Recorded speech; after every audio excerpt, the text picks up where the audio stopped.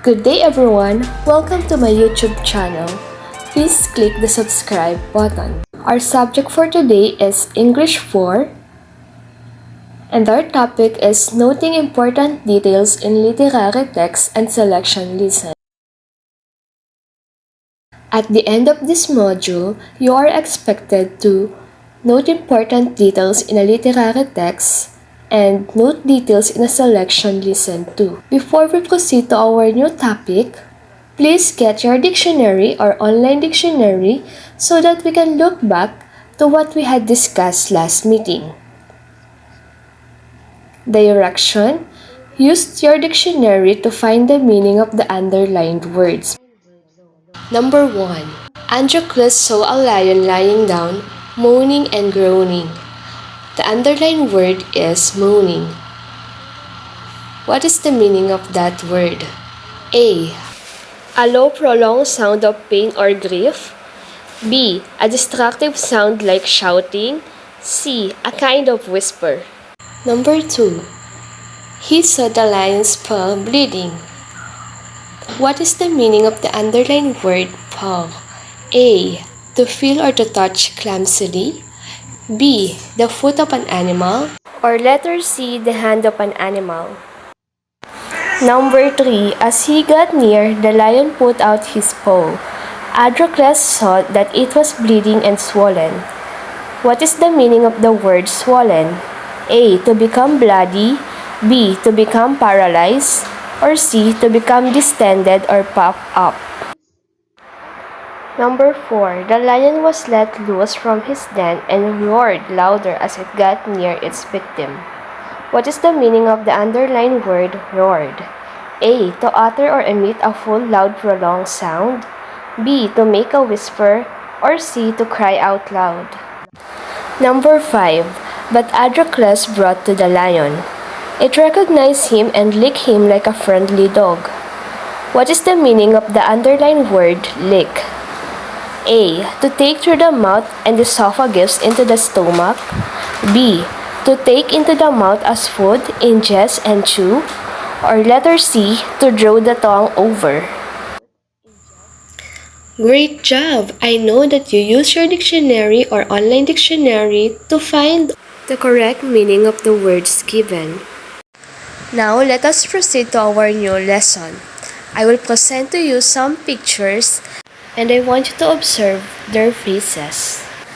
What do you think are missing to their face?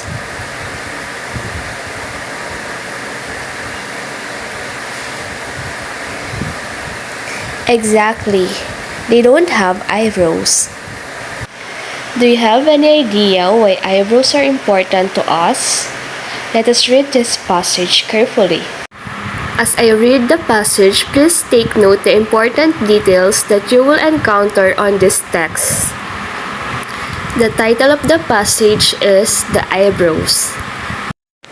Eyebrows are found on person's face. They serve two purposes, for beauty and for protection. Eyebrows make the face look beautiful.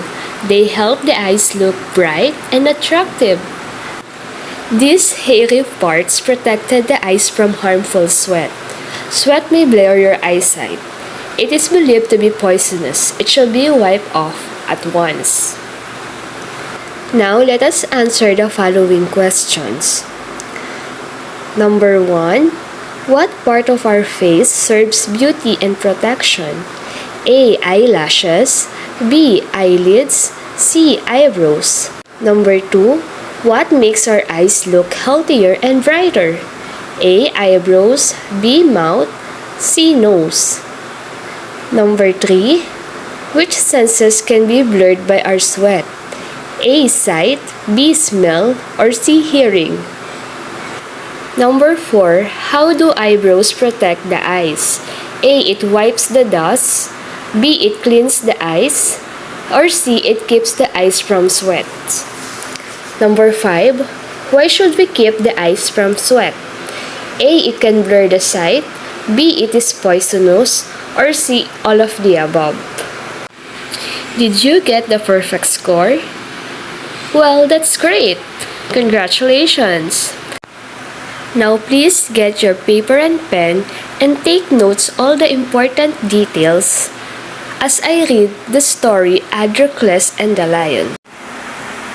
Direction. Read the selection carefully, then find out how Patroclus and the lion met and how they became friends. Once again, the title of the story is Patroclus and the Lion, from Aesophables. Once there was a Roman slave. His name was Patroclus.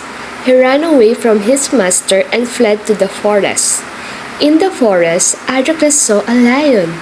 The lion was lying on the ground motionless. At first, Patroclus became afraid.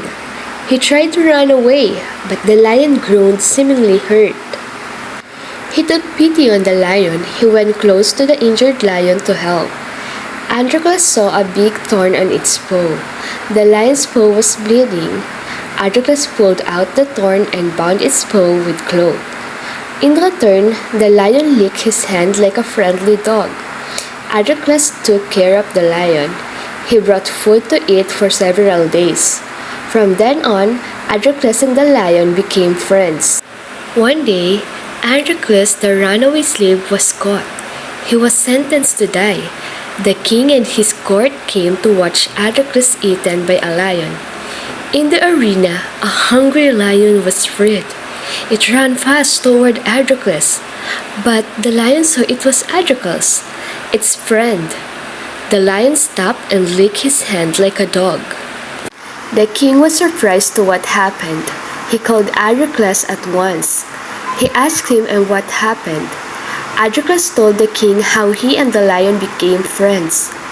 The king took pity on Patroclus and the lion. Both were set free. The lion was returned to the forest. As to Patroclus, he was no longer a slave. He lived as a free man. Now let's answer the following questions below. Number 1. Who was Patroclus and the lion? Number 2. What did Patroclus see in the forest? Number 3. What happened to the lion as it lay on the ground? Number 4. How did Patroclus help the lion? Number 5. Which best describe how the lion felt about Patroclus? And number 6. How did the lion repay Patroclus' kindness? Literary text. It is a piece of writing that has a purpose of telling a story or entertaining. Example, short story, poem, fables, play or drama. In reading a story or article, the reader needs to know the details to comprehend the story. And if we pertain to details, these are the bits of information found in the story. This answers the questions who, what, where, when, why, and how. A person's answer the questions who. A thing or a number answers the question what. An event or time answers the question when. A person answers the question who. A thing or a number answers the question what. An event or time answers the question when. A place answers the question where. A reason answers the question why. And a manner or way of doing a thing answers the question how. Noting details is a reading comprehension skill that involves picking out from a piece of text that particular piece of information to achieve a given purpose. Here are the steps on how to note the details. Number 1. Know the specific or important details, like answering who, what, where, when, why, and how. Number 2. Read the text carefully. And number 3, put into your own words the important passages. A while ago, I told you to gather all the important details as I read the story Patroclus and the Lion. Now let's see if you gather some important details by answering these questions. Number 1. Where did Patroclus hide upon escaping to his master? A. In the forest, B. In the river banks, or C. In the valleys and plains. Number 2. What do you think Patroclus escaped from his master? A. He finds it good to be with his master. B. He finds it hard to deal with his master. Or C. He finds it comfortable to live with his master. Number 3. As Patroclus saw the lion moaning and groaning, why did it not chase him? A. The lion did not see him. B. The lion is so much pain due to its wound. Or C. The lion knows Patroclus will treat its wound. Number 4. What surprises the king at the near end of the story? A. The king did not expect to see Patroclus from the prison. B. The king did not expect to see a lion licking Patroclus like a friendly dog. Or C. The king did not expect for Patroclus to know the lion. And lastly, number 5, do you think the king had the right decision to set Patroclus free? A. Yes, because he became friends with the lion. B. Yes, because he was a slave a long time ago. Or letter C. Yes, because he found out that he has a good heart. Again, please take note all of these questions: who, what, when, where, why, how, because this will be your guide upon gathering the correct information and a detailed information in the story or in the article. So what did you get? A person answers the question who. A thing, an object, a number, or an event answers the question what. An event or time answers the question when. A place answers the question where. A reason answers the question why. And a manner or way of doing a thing answers the question how. Now, you can choose your activity that you prefer to do. You have 3 options. Number 1, draw the part when Patroclus was fed to the lion and the lion recognized him. Number 2, if you were given the chance to talk to Patroclus, what would you tell him? Write him a message on a piece of paper. And number 3, if you were Patroclus, write a thank you message addressed to the king for setting you free. So, you can choose only one that you want to do. Again, when noting the details, it is important to look for the answers for the questions who, what, where, when, how, and why. Now it's your turn to read the story entitled The Enchanted Deer. Upon reading the story, please take notes the important details.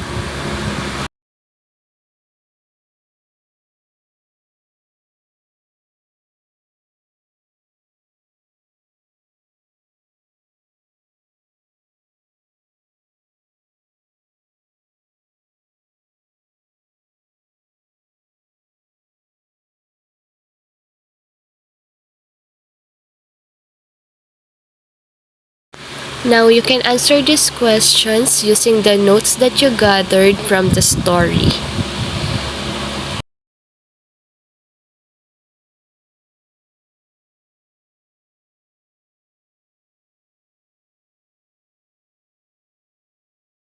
And for your homework, please answer these questions.